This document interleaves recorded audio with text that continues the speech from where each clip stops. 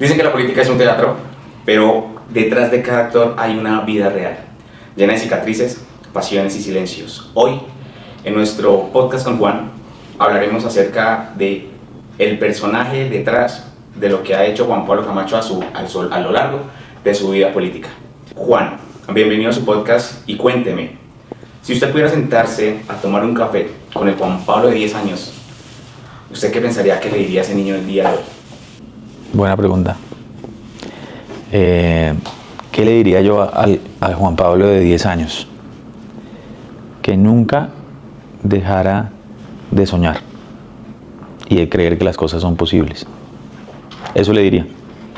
¿Qué se hablaba en su casa cuando usted era pequeño, Juan? Se nos insistía mucho en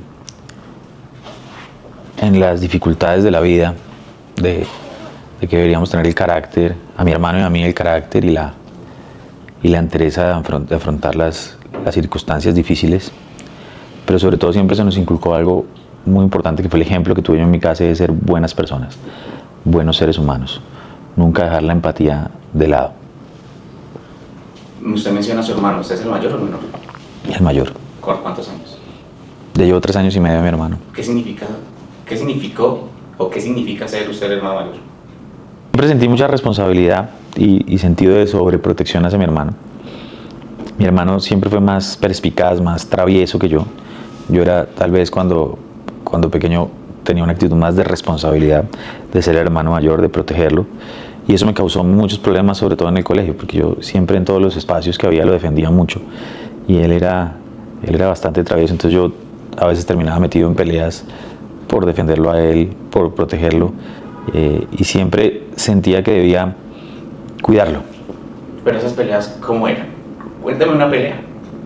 ¿Cuál es la pelea que usted más recuerda? Hay una que recuerdo mucho, en el colegio. Mi hermano y yo jugábamos, nos gustaba mucho el fútbol y había un torneo intercursos. Y mi hermano me había dicho a mí que fuera a verlo en el recreo, porque tenía un partido muy importante. Él estaba en tercero de primaria. Entonces yo llegué, yo estaba con mis amigos y almorcé y estuve un rato con mis amigos y me acordé que el partido de mi hermano y me fui a la cancha a verlo jugar. Cuando llegué mi hermano estaba jugando en la cancha, pero estaba llorando desesperado. Entonces yo me acerqué a preguntarle por qué estaba llorando y dijo no, porque me están haciendo trampa. Resulta que en el otro equipo había el hermano de un niño que era mayor, se había metido a jugar, les había metido 3 goles. Entonces yo me metí a jugar un poco a apoyarlo, pero terminó el recreo y perdieron. Y entonces yo fui y le hice el reclamo al mayor que se había metido y me contestó mal y pues nos dimos en la jeta. Y cuando me devolví con él, que mi hermano estaba llorando, lo abracé y me puse a llorar con él. ¿Qué le dijeron en la casa después de esa pelea? No, tal vez mis papás sí se enteraron. Después. Se enteraron tangencialmente. Y en esas anécdotas que nos está contando, ¿existe algún olor o alguna comida en especial que usted lo haga sentir bien? O de pronto, cuando usted se siente mal, ese olor o esa comida lo hace recordar cosas y lo recupera en la energía, lo hace sentir bien. A mí la comida siempre me hará recordar a mi mamá. Mi mamá cocinaba delicioso. Pero hay una en especial que nunca más pude volver a comer porque me sienta muy mal, que son los frijoles. Mi mamá era amante de los frijoles y todos los sábados en mi casa ella hacía frijoles. Y era mi comida favorita y era la comida favorita de ella. Entonces los frijoles para mí son especiales, a pesar de que ya no los puedo comer. A veces pruebo unos, pero me toca es como estar 2 días encerrado. ¿En qué barrio vivió usted su infancia? Yo viví en el barrio, viví por el sector de Toberín, Orquídeas. Yo vivía en la 160 con 19, bueno, con avenida 19. Me habla de la experiencia de los frijoles con los platos que cocinaba su mamá. Sabemos que hace poco, pues digamos que ella se encuentra en un plano ancestral donde está vigilando absolutamente todo lo que está haciendo usted, pero ¿qué significa en este momento de la política no contar con ella? No, muy duro. Ella falleció hace 10 meses, menos 11 meses. En un mes va a cumplir 1 año de muerta. Fue un momento intempestivo. Yo estaba comenzando la campaña. Ese día, de hecho, era la primera vez que iba yo a recibir a varias personas para empezar la campaña. Mi hermano la encuentra a ella hacia las 2:10 de la tarde y yo estaba atendiendo a una persona en ese momento cuando me dan la noticia. ella estaba muy preocupada por mí. Ella estaba muy preocupada por mí.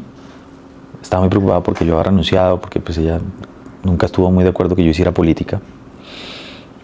Estaba muy chocada conmigo, entonces fue un momento muy duro en mi vida. Fue más duro que lo de mi papá. Mi papá falleció en el año 2009, pero era un momento diferente. Este era un momento coyuntural en mi vida bastante complejo. Y ella y yo habíamos tenido unas discusiones precisamente por mi renuncia, por otras cosas. Y entonces quedé muy afectado. Y quedé más o menos un mes y medio muy afectado, pero en medio de mis pensamientos y de mis reflexiones internas, la escuché mucho a ella y escuché a esa mamá que de niño siempre me dijo que tenía que ser berraco, que tenía que afrontar y sobre todo que tenía que luchar por lo que yo quería. Y entonces tomé la decisión de hacer esta campaña en su nombre, honrándola, pero sobre todo honrándola a través del ejemplo que ella me dio de lucha, de nunca botar la toalla, de siempre frentear los problemas, de siempre darle cara a las circunstancias por opuestas y difíciles que sean. Otro de los momentos trascendentales de la vida del ser humano es el nacimiento de su primer hijo. Vámonos a ese día. ¿Usted qué estaba haciendo ese día cuando nace Manuel? ¿Y qué expectativas o cómo le cambia la vida cuando nace Manuel? No, me cambia totalmente la perspectiva. Yo había perdido a mi papá hacía 3 años, 4 años. Y cuando nació Manuel fue el momento en que yo sané ese dolor. Porque encontré en Manuel un propósito. Era mi primer hijo. Yo había pedido que fuera niño. Y con Manuel tenemos una relación muy cercana. Somos inseparables. Él siempre está pendiente de mí, yo estoy pendiente de él. Y somos inseparables. Y el nacimiento de mi hijo a mí solo me cambió la vida y me cambió la perspectiva, sino me ha implicado realmente entender el mundo de una manera muy diferente. Cuando uno no tiene hijos, uno ve el mundo mucho más fácil, uno ve las cosas de la vida diferente, uno ve lo que pasa en el mundo de una manera diferente, pero cuando tiene un hijo no solo empieza a sentir responsabilidad, sino siente muchos miedos, siente temores, temores que nunca se van, temores que lo van a uno acompañar siempre y uno tiene que aprender a vivir con esos temores. No hay nada más duro que ahorita que Manuel está pasando a la adolescencia, no hay nada más duro que el niño y el bebé de uno pase a la adolescencia, sentir que uno lo pierde en cierta manera. Esos son esos temores que va uno y son los duelos que va uno empezando a vivir en la vida. Pero el temor de que les pase algo, el temor de verlos sufrir o de eso, nunca se va. Yo creo que uno siempre estará con ese temor y cuando uno tiene un hijo empieza a entender a sus padres. Nunca uno entiende a sus padres más que cuando uno tiene hijos. Miranda, ¿cómo llega Miranda? Miranda es otro cuento. Miranda, yo ya había pasado el proceso de la responsabilidad con Manuel y Miranda pues para mí fue un angelito que me trajo Dios, una niña que es solo carisma, que lleva al mundo donde lo quiere llevar, que me alegra la vida todo el día, que está pendiente de mí, que logra en mí lo que nadie ha logrado y es dominar muchas de mis decisiones, de mis cosas de la vida. Es alegría pura. No quiere decir que Manuel no, pero con Manuel el sentimiento y la relación es distinta. Con Manuel la relación es más de acompañamiento, de apoyarlo, de intentar impulsarlo. Con Miranda es una relación más tranquila, más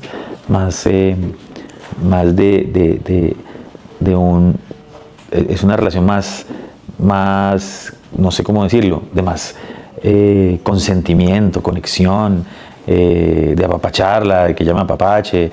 Es distinto de entender sus ocurrencias, porque es una niña absolutamente ocurrente. Entonces eso me ha llenado mucho. Miranda es como la alegría pura que me da. Bueno, lo hemos visto muy activo usted los fines de semana recorriendo Bogotá, pero también lo hemos visto en el carro mirando los partidos. ¿Qué significa en este momento de la política no poder acompañar a Manuel a esos partidos? ¿Y él cómo lo ha entendido? Esa es la parte más dura. Yo soy un papá demasiado presente en la vida de mis hijos. Y con Manuel construimos una conexión a partir del fútbol. Entonces yo desde que él comenzó a los 6 años he tratado de acompañarlo en sus torneos, en sus partidos, en sus entrenamientos, estar siempre ahí para darle un consejo, para apoyarlo, para impulsarlo, para regañarlo, para todo lo que hace bien o mal un papá en esa tarea de acompañarlo en su deporte, ¿no? Manuel va a cumplir 7 años en el proceso de formación como futbolista y yo llevo 6 meses de no poder acompañarlo, no poder estar presente con él en sus torneos. Entonces él me llama siempre después de un partido y me cuenta cómo le va, me manda los videos. El fin de semana pasado fue declarado el jugador del partido en un torneo, en el torneo de la Gaitana, entonces eso lo infla a uno y le sube a uno el ánimo, pero sin duda alguna después del 8 de marzo volveré a estar acompañándolo y nunca lo voy a dejar de acompañar en sus tareas de fútbol, pero ha sido duro porque yo me disfruto mucho ese espacio y él lo ha sentido. Él cuenta los días, él va haciendo una cuenta regresiva hasta cuando ya yo puedo estar con él acompañándolo en sus partidos y demás. Pero lo ha asumido de una forma muy madura, él lo entiende. Y de hecho le dice a la hermanita, que la hermanita lo entiende un poco menos, claro, es menor. Lo que él le dice es, Miranda, ya falta muy poquito y papá tiene que estar en su campaña y tenemos que esperar, tenemos que tener paciencia, que él ya se va a reintegrar a nuestros espacios. Existen momentos del no, y todos tenemos un momento donde sentimos que el mundo se nos viene abajo. ¿Cuál fue ese fracaso? Que lo entendemos como fracaso, cada quien tiene una manera de ver el fracaso, pero que aunque dolió, lo hizo usted mejor persona. Y no sé, muchos momentos. Yo creo que la vida está más que llena de fracasos, de frustraciones. Y me he frustrado muchas veces. Perder la cámara hace 4 años fue una frustración. Sentir que por tomar una decisión y perseguir sus sueños, cuando renuncié y decidí aspirar a la cámara, esta oportunidad, sentir que se le viene a uno el mundo encima, es duro, es bastante duro, y adicionalmente que se te muera tu mamá en ese proceso, pues es sentir que se le cae a uno el mundo encima. Pero algo que yo he aprendido y que aprendí de la vida, que aprendí de lo que he tenido que vivir, de lo que he podido entender de la vida, y es que de las frustraciones siempre se debe aprender, y de las frustraciones aparecen las grandes oportunidades. Y detrás de una gran frustración está la capacidad de aprender. Nietzsche decía, lo que no mata te fortalece. Y yo creo que desde que uno tenga salud, por más frustración, por más fracaso que tengas, eso te fortalece.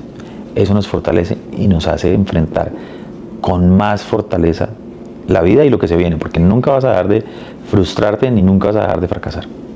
Con esa última reflexión, usted tiene una posición de liderazgo muy fuerte. Usted en este momento es uno de los aspirantes más fuertes del nuevo liberalismo, pero la soledad de un líder suele ser común cuando está en el liderazgo. ¿Cómo está cuidando su salud mental frente a esta situación de la campaña y estos últimos días? Bastante difícil. Yo, pues además de haber perdido a mi mamá, proceso de separación, y tener que enfrentar la campaña, uno viviendo absolutamente solo, en las noches y en las mañanas cuando se levanta, es bastante duro. Y sobre todo el levantarse uno solo es bastante duro. Es un proceso de trabajarse uno mismo y decirse, me voy a levantar, me voy a bañar y voy a salir a frentear.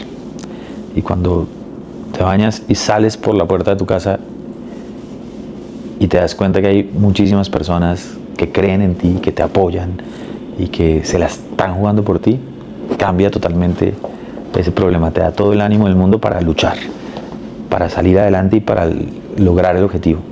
Y eso es lo que me ha hecho a mí, me da la fuerza, el apoyo que he recibido de tanta gente, tantos amigos, de quienes realmente lo aprecian a uno de verdad. Con esa apreciación de las demás personas, ¿ha cambiado de pronto la definición del éxito? ¿Ha cambiado con el paso de los años lo que era ser exitoso a los 20, a los 30?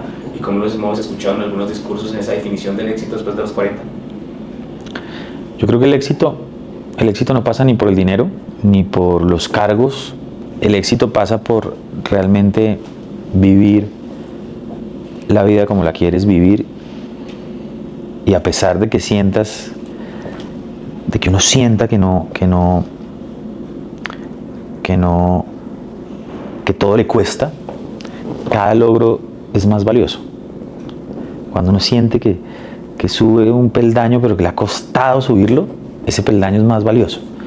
Entonces el éxito está en la capacidad de uno autosuperarse, de levantarse.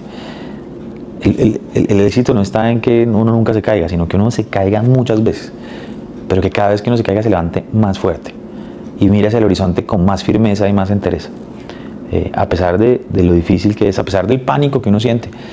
Ahorita la pregunta que usted me hacía de la salud mental, a veces uno se levanta con pánico. Y hay algo que creo que es fundamental. Hay mucha gente que quiere que a uno le vaya mal en la vida, ¿sí? Pero uno no debe hacer las cosas para mostrar si le va bien o mal frente a los demás, sino uno sabe lo que hace y lo que es valioso en su vida, y frente a eso no puede uno dejar que eso lo desoriente o lo distraiga. Uno lo que tiene que hacer es mirar hacia adelante y levantarse cuantas veces sea necesario, y ese es el verdadero éxito. El éxito no está en no caerse, sino en que siempre seamos capaces de levantarnos.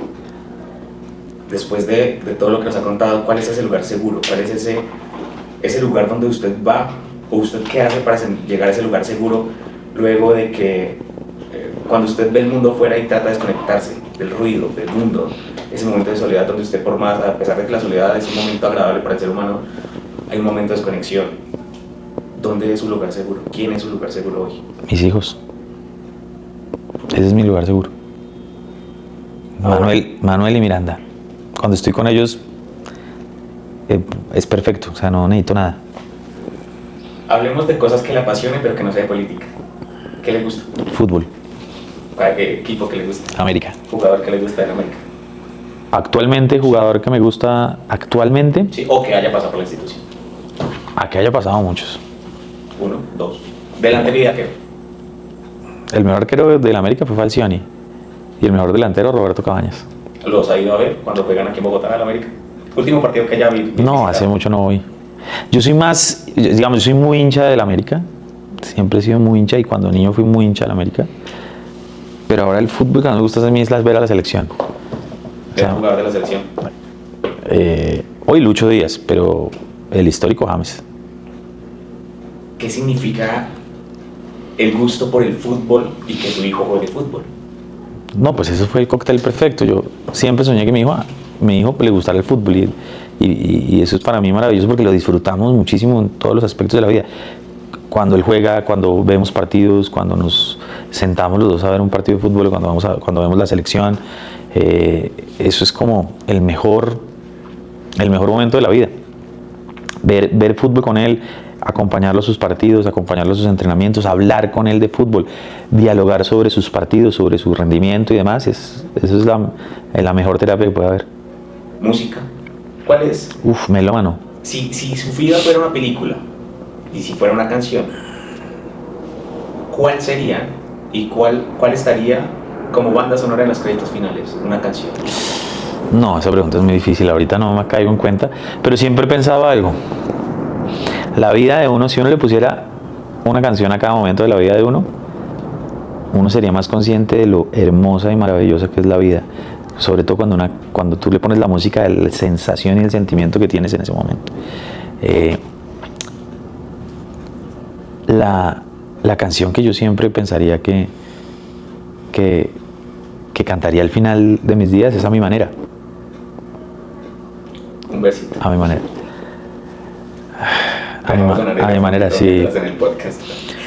Ahora, en este casi cierre de esta conversación, más allá de los cargos o los títulos, ¿cómo te gustaría que te recordaran tus amigos más cercanos, tu familia, la gente que hoy te ve? Me gustaría que me recordaran como la gente recuerda a mi papá. No hay una persona que hoy, cuando el funeral de mi papá, yo me di cuenta de una vaina increíble. Mi papá fue un hombre que murió sin nada, sin un peso en el bolsillo. lo último que vendió fue su carro para pagar una deuda que tenía 15 días antes de morir. Y cuando él falleció llegó tanta gente y se me acercó tanta gente a hablarme de lo importante y de lo especial que fue él para cada una de las personas, que así quisiera yo que me recordaran.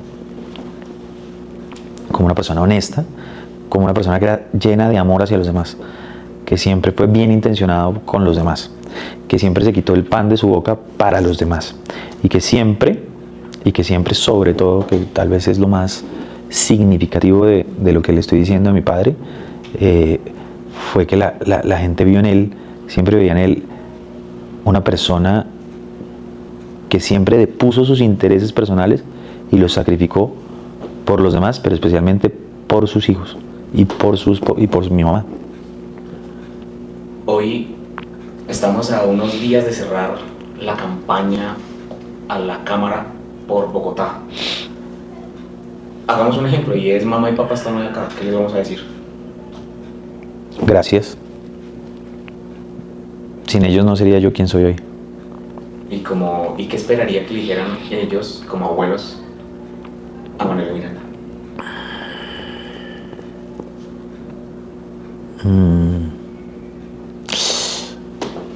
Difícil. Mi madre alcanzó a conocer muy bien a mis hijos la adoraban. Ella siempre les estaría diciendo,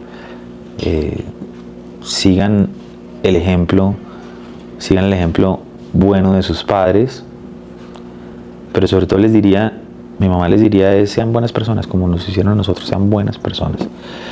Mi papá y mi mamá siempre nos inculcaron ser buenas personas, y ellos en muchas cosas de la vida no tuvieron éxito en temas, por ejemplo, económicos, por ser buenas personas. Y esas circunstancias de no haber tenido lujos me permitió a mí formarme con más carácter y con más capacidad para lograr cosas. A mí de niño no me faltó nada, pero si yo después tal vez hubiera tenido las oportunidades servidas, no hubiera llegado a conseguir y a lograr las cosas que he logrado y conseguido hasta el día de hoy. Seguramente no estaría hoy ni haciendo este podcast, ni aspirando a la Cámara por Bogotá. Hablábamos acerca de la niñez de Juan Pablo en Usaquén, pero remontémonos a ese Juan Pablo en Usaquén, en las diferentes partes de Colombia, y en especial algo que hablábamos y era Cúcuta. ¿Qué tiene que ver, cuál es la conexión Bogotá-Cúcuta a lo largo y ancho del país? Bueno, primero mi adolescencia fui un adolescente bastante complejo, no por haber estado perdido en las drogas, ni el trago, ni nada, pero sí un poco desentendido del estudio y un poco indisciplinado en el colegio. Entonces no fui vago, fui re vago en el colegio. Mi mamá peleaba mucho conmigo, mi papá, porque no daba los resultados esperados y sentían que era un caso perdido. Cuando ingresé al grado 11, mi padre venía de sufrir una crisis económica, estaba pasando una crisis económica terrible, y mi familia, por el lado de mi mamá, tiene origen en el norte de Santander. Mi abuelo era de Pamplona y tenía una tía que vivía en Cúcuta. Y el esposo de mi tía era un empresario, comerciante, e invitó a mi papá a participar de un negocio del que mi papá más o menos sabía, mi papá tenía una granja avícola. Y entonces él compra una finca en un lugar en Venezuela y le dice a mi papá que vaya y que administre ese negocio. Y mi padre, lo único que le quedaba era un carro, un Dodge Dart modelo 77, que era después de sus hijos y mi mamá era el amor de su vida, y lo vendió y nos dijo, nos vamos para Cúcuta.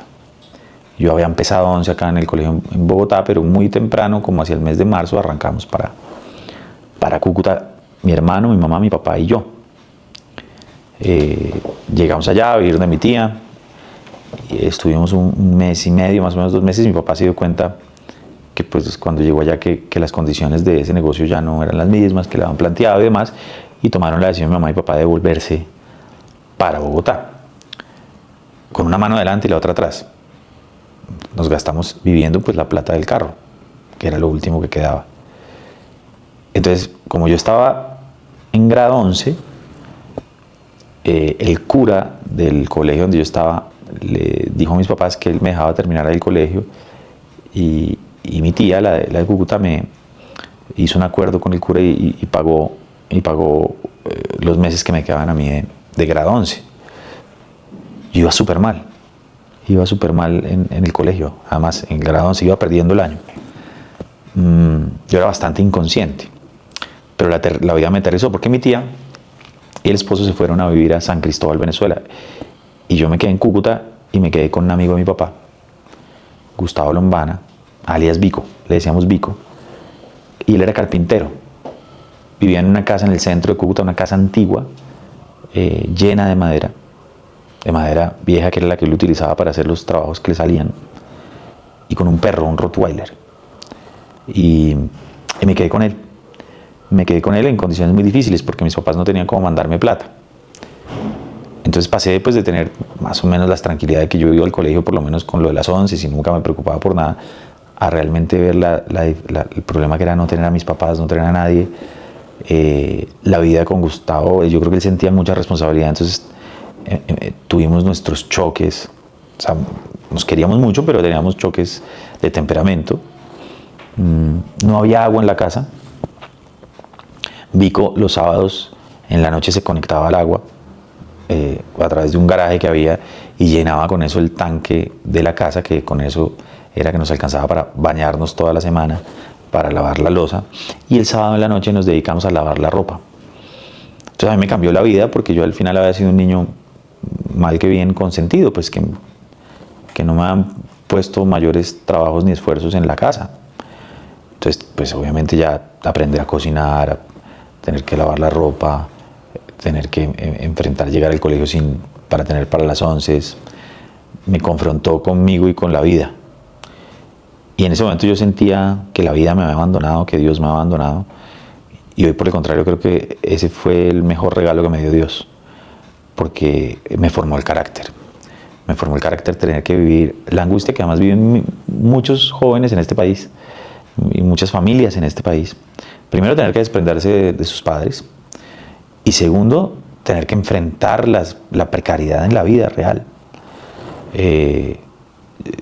Yo iba perdiendo el año y a mí el cura me dijo, le doy una sola oportunidad. Me hizo un borrón y cuenta nueva y me dijo, lo voy a tomar desde ahora, pero necesito que se esfuerce. Y yo empecé a esforzarme y empecé a darlo todo de mí, pero empecé también a hacer algo que fue beneficioso para mí. Y es que yo me levantaba a lo de las 11 haciéndole los trabajos a mis amigos. Entonces empecé a ver que yo tenía una facilidad para las humanidades, para filosofía, democracia, todo lo que tenía que ver con las áreas sociales y humanidades. Y ahí me hacía la plática para eso. Finalizó el año, logré pasar el año, me tenía que presentar al ejército al año siguiente, eso fue en el año 97, pero yo estaba desesperado sin mis papás. Entonces un amigo, cuyo padre trabajaba en Berlinas del Fonse, que era la empresa de transporte que viajaba le habló con su papá y el papá le dijo, yo lo puedo mandar a Bogotá en un carro de encomiendas. Y me devolví a Bogotá en un carro de encomiendas de un día para otro. Ahí me reconcilié con Vico porque no nos hablábamos hacía como 15 días. Entonces yo le conté que me iba y ahí nos reconciliamos, le agradecí. Él me dijo, no, pues que él hacía eso porque sentía mucha responsabilidad y todo quedó súper bien. Pero mis papás no sabían, yo les quise llegar a mis papás de sorpresa. Y así fue como volví a Bogotá. Y en ese diciembre, pues al ver las cosas y la situación de mis papás, decidí buscar trabajo. Ya me había graduado, no estuve en mi ceremonia de grado en Cúcuta, porque me volví para Bogotá. O sea, me gradué por ventanilla. Y me fui a buscar trabajo, y me fui a buscar trabajo en Sprint Step, porque había una convocatoria para vendedores de temporada navideña. Y fui, me presenté y me contrataron para el Casa Estrella, que estaba en Galerías, había un Sprint Step ahí, y ahí empecé a vender zapatos. Le daban un premio al mejor vendedor de zapatos temporal, porque habían vendedores muy experimentados que eran vendedores de planta. Yo me gané el premio al mejor vendedor temporal. Sin embargo, perdí parte del premio porque me robaron los zapatos y me tocó pagarlos. ¿Qué pasó? ¿Cómo así que le robaron los zapatos?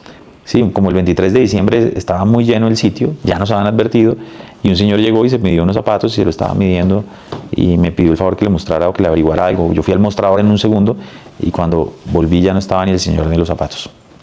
¿Qué lección le dejó eso en el tema de la confianza? Porque establecer la confianza con alguien que uno no tiene y... Pues aprender a ser más desconfiado, aprender a ser más desconfiado, porque pues me robaron y me perdí como, en esa época el salario mínimo eran como, no sé, 200.000 pesos. Creo que son cientos, ayer lo estábamos averiguando, 172.000 pesos. Y el premio era como 100.000 pesos al mejor vendedor del mes, era como medio salario mínimo. Era eso. Y luego de eso, pues, me conseguí un trabajo más estable en una empresa de gas que se llamaba Progas. Yo ahí tenía que ser el mensajero en la mañana de la empresa y en la tarde me iba para la planta, me ponía un overol, esperaba a que llegaran los camiones, llenaban los cilindros de gas y antes de volverlos a subir a los carros yo les ponía en la boquilla de los cilindros de gas el sello de seguridad que se pone con un plástico que se adhiere con una máquina con calor y yo pues ponía esos sellos y era el que manejaba la máquina con calor y ahí estuve un tiempo importante. Luego decidí renunciar, mi madre estaba administrando un restaurante y me fui a trabajar con ella como mesero y barman del restaurante. Mi padre, mientras tanto, había logrado que un familiar de él tomara un crédito a nombre del familiar para comprar un taxi y mi papá, mientras tanto, y mi mamá pagaban el crédito del taxi. Yo quería estudiar Derecho. ¿Por qué? ¿Cuándo descubrió que era Derecho? Cuando estaba en Cúcuta. Cuando estaba en Cúcuta me empezó a gustar todo este tema de humanidades. Y yo después me volví un lector de la historia de Colombia y empecé a ver que el Derecho era una carrera importante, que era una carrera que yo creía que podía defender y sobre todo que yo quería conocer los temas del Estado, los temas públicos. Y ahí me empezó a gustar el Derecho. ¿Y qué profe recuerda con amor de la libre? Hernán Felipe Prieto, el mejor profesor que yo... Historia de la filosofía. Inspirador.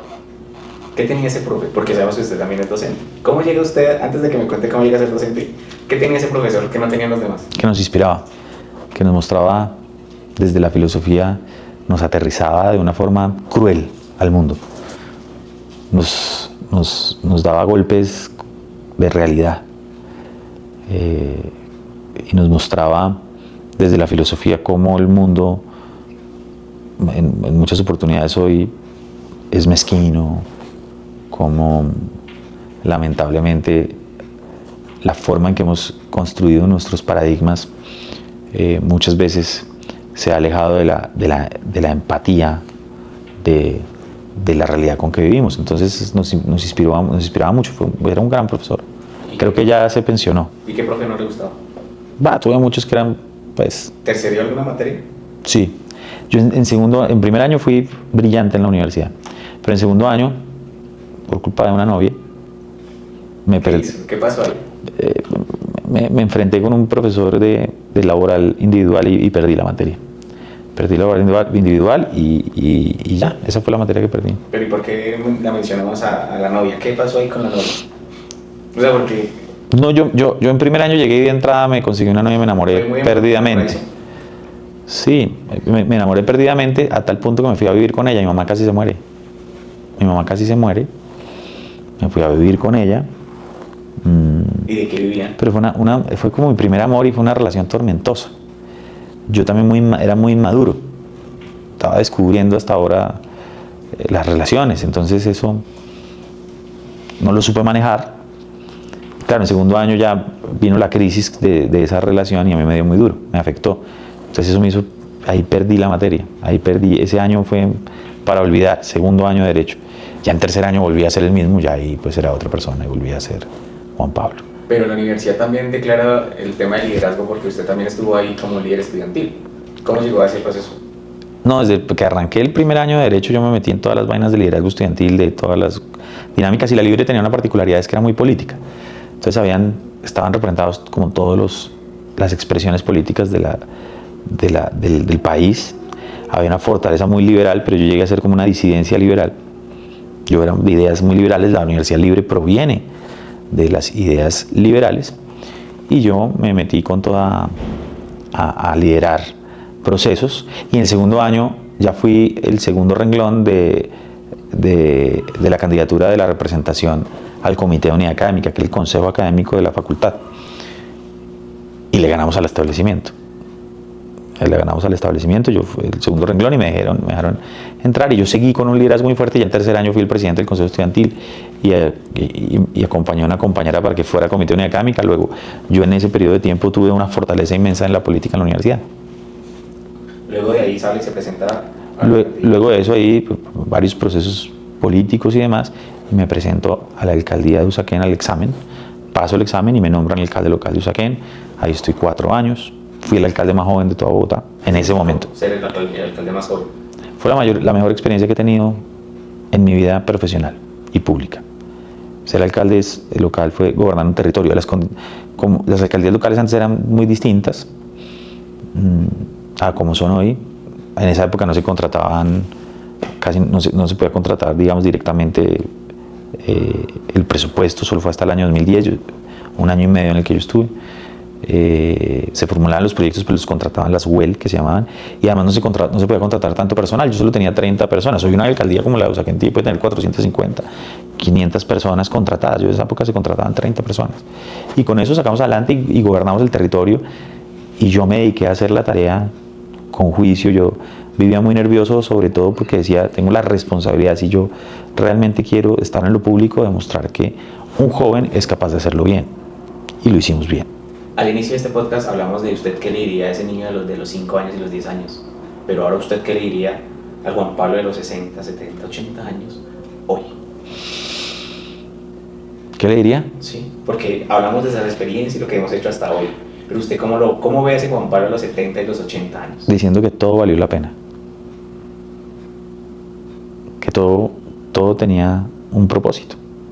Y que todo lo que pasó y todo lo que viví lo hice, y el único responsable fui yo y mis decisiones, y que no se arrepienta de nada, que al final uno es producto de sus equivocaciones y de sus aciertos.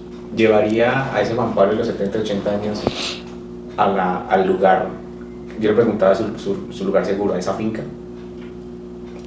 Sí, esa finca está en manos de mis primos hoy, y le he tenido temor. Alguna vez he pensado como decir, oye, me gustaría comprarla, pero he tenido como temor también, porque allí también fue momentos muy buenos, pero fue la quiebra de mi papá.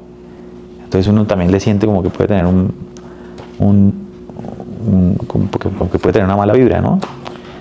Pero pues en esa finca convivimos con mi familia los mejores momentos de nuestras vidas. Entonces fueron tiempos maravillosos. Fue tal vez el mejor momento de mi papá. Cuando mi papá se quiebra nunca volvió a ser el mismo. Él se diezmó mucho, y eso es algo a lo que yo le temo mucho. Pero yo aprendí, por más de que, porque mi papá sí fracasó y realmente él sintió que no podía levantarse, y eso lo jala mucho, y por eso yo trabajo mucho para que, a pesar de los fracasos, uno tiene que sobreponerse y seguir y seguir y seguir.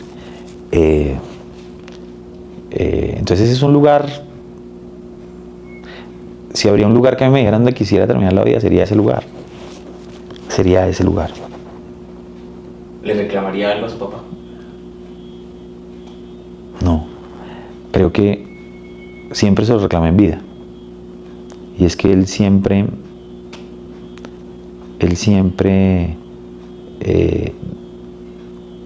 permitió de alguna manera, o dejó que hubiese otras personas que lo echaran a un lado y demás, y él siempre bajó la cabeza. Él siempre fue muy noble. Sí, yo se lo reclamo mucho en vida. Pero después me di cuenta que él actuaba así porque el interés de él era distinto. Él quería dejar un legado de ser una persona que congregaba, que podían contar con él, que lo querían. Y entonces cuando les cuento lo del funeral de él, me di cuenta que él vivió la vida como quiso, a su manera, y sobre todo que disfrutaba con mucho o con poco. Entonces, hoy no le reclamo nada, ni a mi mamá. La que me enseñó a mí a ser berraquito, a coger buceta desde los 12 años, a enfrentar y todo eso, fue mi mamá. Por mi papá, hubiera sido mi papá, no sé, hubiera metido en una caja de cristal a mi hermano y a mí. A mi papá no le gustaba que nosotros tuviéramos que hacer esfuerzos, y eso era un error. Mi mamá sí fue la que nos enseñó, siendo muy joven, ¿no? Mi mamá era muy joven para ser mi mamá. Mi mamá me llevaba 19 años. Mi mamá me tuvo a mí siendo una niña. Mi padre mucho mayor que ella. Pero mi madre fue la que nos formó más el tesón y el carácter. ¿Le quedó algo pendiente? ¿Cómo se llamaba su mamá? Liliana. ¿Le quedó algo pendiente con Liliana? Sí, mucho. ¿En las noches le pregunta esos pendientes o ya definitivamente es algo que es una página por pasar? No, todavía lloro en las noches. A mí las dos partidas de mi papá y de mi mamá fueron intempestivas, fueron de un momento a otro. Pero de mi papá siempre lo esperé, porque mi papá era más adulto que mi mamá, mi papá no se cuidaba, mi papá fumaba, mi papá era, pues, y tenía antecedentes, su familia, sus padres, los dos murieron jóvenes, entonces yo siempre como que tenía en la cabeza que mi papá podía fallecer muy temprano. En cambio mi mamá siempre era la fuerte, la más joven, mis abuelos los dos fueron longevos, entonces nunca pensé que mi mamá se fuera a ir tan rápido. De hecho, yo pensaba muchas veces que yo inclusive me iba a ir primero que mi mamá. Entonces, la partida de mi mamá dejó no solo un vacío, sino como unas tareas pendientes, como cosas que no pude hacer por ella. ¿Qué Sí. no se puede hacer? Ella vivía muy sola, y yo en medio de estos trajines de la vida pública y de todo esto, no fui consciente que ella estaba muy sola. Y como no fui consciente que ella estaba muy sola, muchas veces ella seguramente me quejaba mucho, me peleaba mucho, pero era más llamando la atención. Y yo no tuve tal vez la conciencia de que ella me necesitaba en ese momento. ¿A hoy se ha perdonado esa ausencia?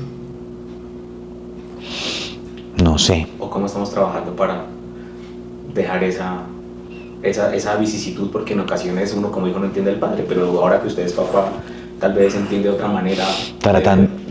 La única manera es tratando de no pensar en eso.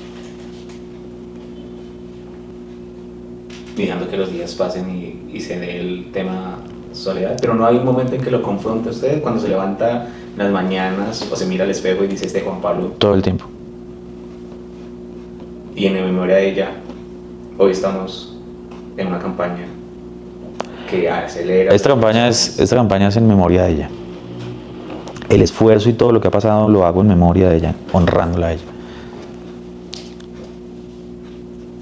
Porque ella me enseñó en la vida que uno tiene que luchar, que uno tiene que pelear y que uno tiene que no se puede dejar someter por las circunstancias, que uno siempre tiene que sacar la cabeza, que uno siempre tiene que levantar la cabeza y que uno tiene que salir adelante con lo que se propone, que no lo puede dejar ahí a medias.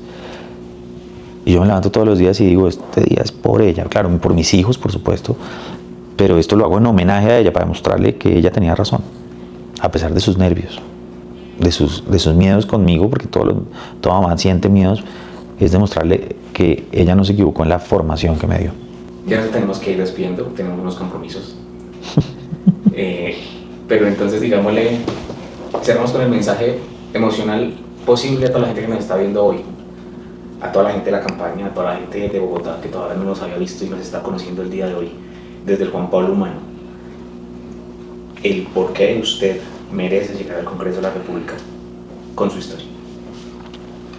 Mi historia de vida se convirtió en un propósito. Después de haber vivido las circunstancias que viví, entrar a la universidad, el esfuerzo que fue entrar a la universidad, estudiar a 2 cuadras del Congreso, desde ahí me impuse un propósito, era que yo quería llegar al Congreso de la República algún día.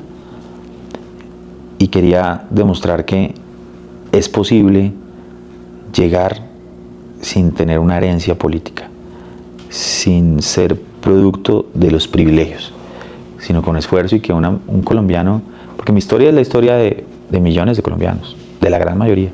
A la gran mayoría de colombianos les ha tocado como me tocó a mí. Trabajar, lograr una oportunidad en la vida. No todos tienen la oportunidad que yo tuve de estudiar. Yo tuve la oportunidad de estudiar y la aproveché. Y me he formado para esto. He construido experiencia para llegar acá. Y quiero representar a los bogotanos y a los que viven en Bogotá, que les ha tocado en la vida como a mí, que les toca todos los días buscar la manera de mejorar su calidad de vida, de abrirle un espacio y ofrecerle una oportunidad a sus hijos, a esos jóvenes que luchan todos los días para tener una oportunidad. Yo la tuve y ojalá desde el Congreso podamos hacer que muchos jóvenes tengan una oportunidad. una oportunidad, que los colombianos y que Bogotá sea esa ciudad que le ofrezca una oportunidad a los jóvenes, a las familias, a la persona mayor, que esta sea la ciudad de las oportunidades, como la tuve yo.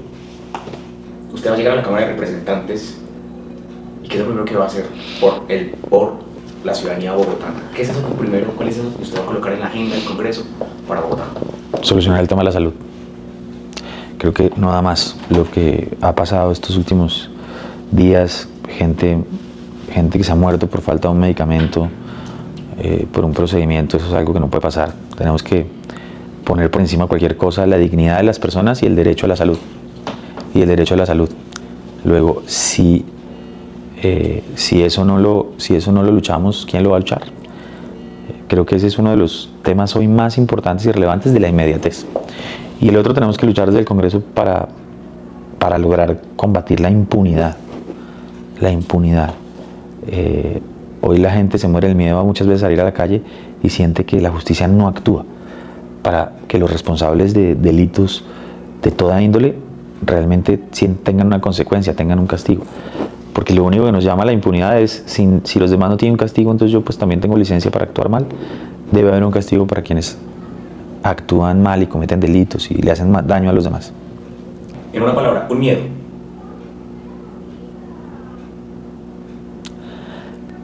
Un miedo que le pase algo a mis hijos.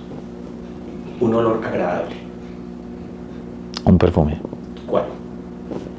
Me lo reservo. Un lugar en el mundo. ¿Un lugar en el mundo? Que lo ponga bien, que signifique algo más allá de lo humano, que signifique una conexión. Una finca que tuvo mi papá. ¿Tenía alguna especie? ¿Un riachuelo, un lago, un río? Sí, tenía una quebrada, pero más que eso es los momentos que se vivieron en ese lugar. Un error necesario. Un error necesario, la alcahuetería con los hijos. Una esperanza. Una esperanza, la barraquera de los colombianos. ¿En su casa existía el humor? ¿Se contaban chistes o algo así por el estilo? Yo era el contachistes de la casa. Nosotros nos despedimos. ¿Le cuento un chiste? Nos vamos. No sé cuál contar. Lo único chiste que tengo es que en mi campaña todo el día hay una inteligencia artificial humana hablándonos. O una anécdota. La mejor anécdota que usted le podría decir, o podríamos finalizar en su epitafio. La mejor anécdota. ¿De mi vida? Sí, hasta hoy. Hijo de pucha, no sé. La mejor anécdota de mi vida. Yo soy generalmente de buen humor y en mi familia me reconocen por ser chistoso, de echar chistes, de mamar gallo, pero frente a la cámara no, o sea, en este momento no me lo permite, no me sale un chiste. ¿Alguna maldad que usted haya hecho en la universidad, el colegio? Pilatuna que usted hizo en la infancia a su papá o a su mamá y usted dice, nunca debería haber hecho eso. Qué pilatuna. Hice muchas. Una pilatuna así. Una pilatuna que haya hecho.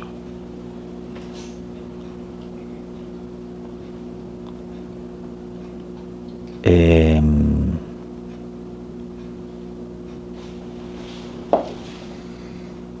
el colegio.